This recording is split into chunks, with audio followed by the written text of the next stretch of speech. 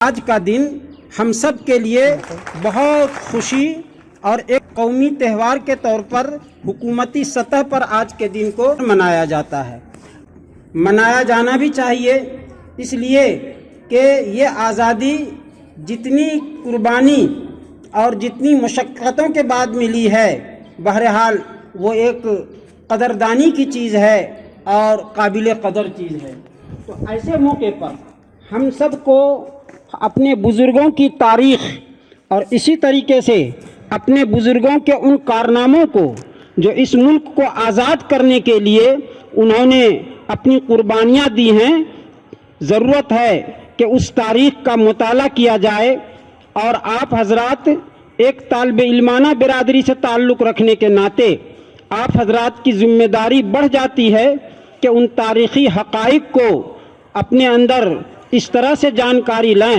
کہ جس کی بنیاد پر آج تاریخ کو توڑ مڑوڑ کر کے پیش کرنے کی جو کوشش کی جا رہی ہے، ان کوششوں کو آپ حضرات اپنی تحقیق اور اپنی معلومات کی روشنی میں ناکام بناویں۔ بہرحال سن 47 میں یہ ملک آزاد ہوا۔ اس ملک کے آزاد ہو جانے کے بعد فوری طور سے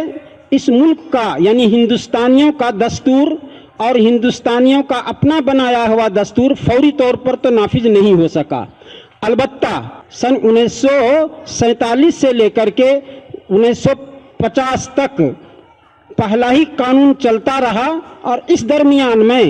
قانون ہندوستانیوں کا بنتا رہا اور ہندوستانی مل کر کے اس قانون کو بناتے رہے۔ طالب علمانہ طور پر تاریخ کی یہ ایک حقیقت ہے، آپ حضرات اس چیز کو بہت توجہ کے ساتھ سنیں اور اس جانکاری کو ضرور حاصل کریں کہ اس ملک کا دستور جب بنایا جا رہا تھا، دستور کے بنانے میں ہمارے علماء کرام نے بہت ہی اہم رول ادا کیا ہے، اور ہندوستان کی ملت اسلامیہ اگر اسی احسان کو سامنے رکھ کے اور علماء کے اس احسان کو، جبکہ یہ ملک آزاد ہو رہا تھا، دستور سازی کا کام چل رہا تھا، اور اس دستور سازی کے اندر آنے والے زمانے میں مستقبل کے لیے دین، ملت اسلامیہ، مساجد، مقابر اور جو دیگر امور جن کا تعلق ملت اسلامیہ سے ہے، ان تمام چیزوں کی حفاظت کی ذمہ داری اور ضمانت ان تمام قوانین کے اندر موجود ہے، جو صرف ان مسلم دستور ساز جو اس میں شامل تھے، ان مسلم دستور سازوں کی قربانی کا نتیجہ ہے۔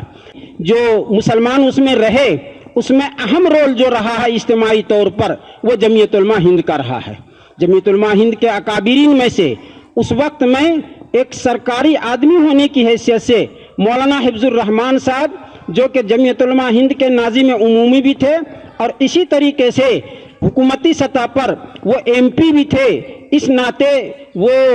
اس دستور سازی کے اندر شامل تھے۔ اسی طریقے سے مولانا ابوالکلام آزاد رحمۃ اللہ علیہ اس میں شامل تھے، اور یہ ایک خوش آئین بات ہے کہ جب بھی کوئی ایسا دستور آتا تھا کہ جو ملت اسلامیہ کے مسائل سے ٹکراؤ ہوتا تھا، تو اس کے اوپر جمعیت علماء ہند کے اکابر نظر ثانی کرتے تھے، اور جب تک نظر ثانی کے بعد جمعیت علماء ہند کے اکابرین کی طرف سے اس کی توثیق نہیں ہوتی تھی، وہ دستوری چیز کو کتاب کے اندر اور دستوری کتاب کے اندر شامل نہیں کیا جاتا تھا۔ یہ ہمارے علماء کرام کی قربانی ہے۔ اس قربانی کو اگر ہم سامنے رکھیں تو قیامت تک ان قربانی دینے والوں کے احسان کو ہم فراموش نہیں کر سکتے اور ختم نہیں کر سکتے۔ اس لیے میرے عزیز طلبہ، آج جہاں قومی تہوار منانے کا دن ہے، وہیں پر ہم سب کے لیے اہم چیز یہ ہے کہ یہ تاریخی حقیقتیں اور یہ تاریخی حقائق جو ہم لوگوں سے اوجھل ہیں، ان کو جانکاری اور ان کو حاصل کرنے کی کوشش کی جائے، تو یہ چیز ہمارے لیے اور مستقبل کے لیے بھی بہت ہی عمدہ اور ہم سب کے لیے بہتر ثابت ہوگا۔ تو میں یہ عرض کر رہا تھا کہ سن 1950 تک اسی دستور کے مطابق کام چلتا رہا، لیکن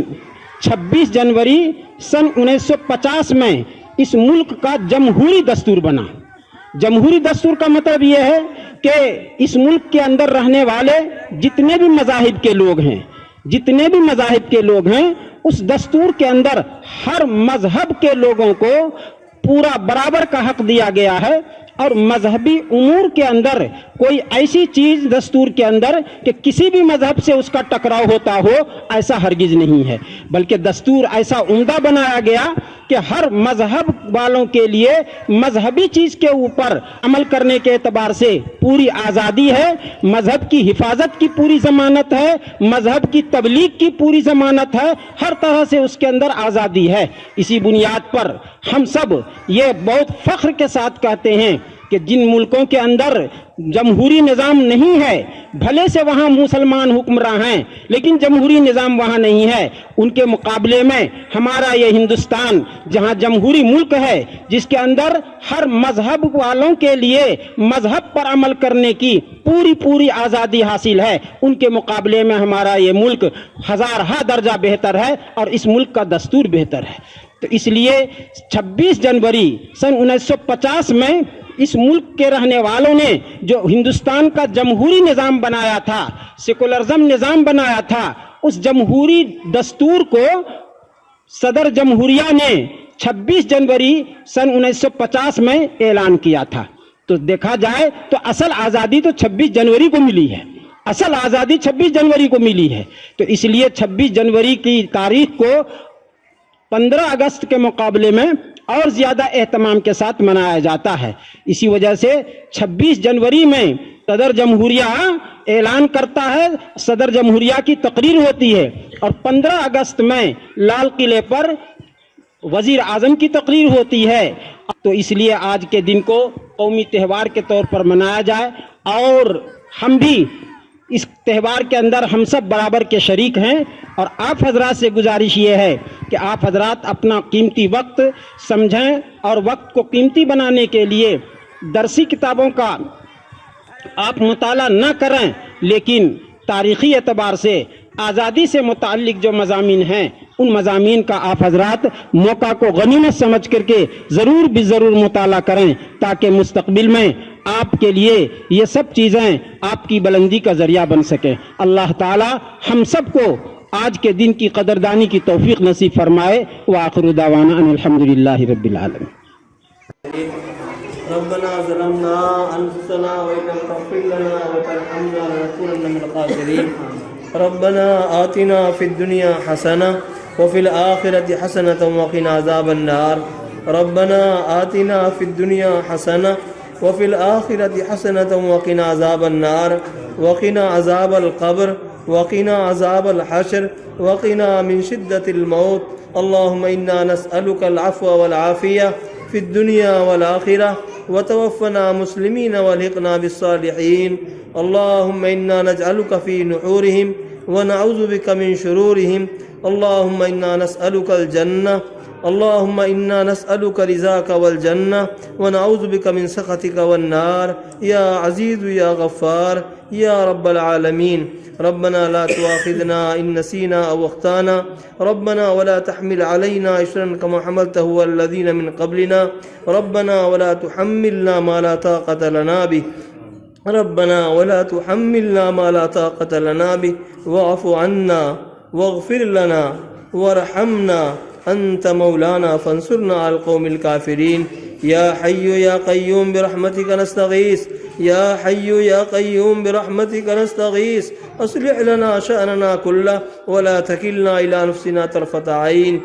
اللهم إنا نسألك العفو والعافية في الدنيا والآخرة وتوفنا مسلمين والحقنا بالصالحين اللهم أرنا الحق حقا وارزقنا اتباعه وأرنا الباطل باطلا وارزقنا اجتنابه اللهم أحسن عاقبتنا في الأمور كلها اللهم أحسن عاقبتنا في الأمور كلها اللهم أجرنا من خزي الدنيا وعذاب الآخرة اللهم وفقنا لما تحب وترضى يا إله العالمين یا اکرم الاکرمین یا رب العالمین اے اللہ ہم سب گناہ گار ہیں اے اللہ ہم خطاوار ریاکار ہیں اے اللہ ہمارے گناہوں کو معاف فرما دے اے اللہ ہماری لغزشوں کو معاف فرما دے الہ العالمین اے تیش اے اللہ ہمارے اکابرین کی جد و جہد اور بڑی مشقتیں اٹھا کر کے اور بڑی قربانیاں دے کر کے آزاد ہوا ہے، اے اللہ ہمیں اس آزادی میں اللہ خوشی نصیب فرما دے۔